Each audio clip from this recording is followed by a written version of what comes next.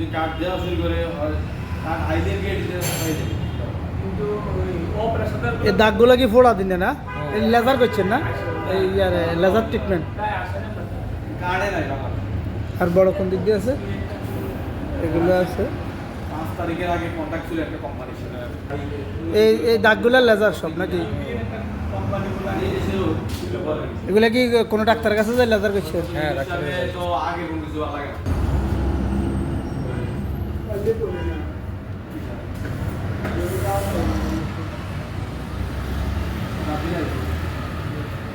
আর কোন দিকে আছে? কালকে এই জামিতে দিক দিয়ে আছে কেন লেজার করা। আর এগুলোর জন্য কি ওষুধ খাইছিলেন?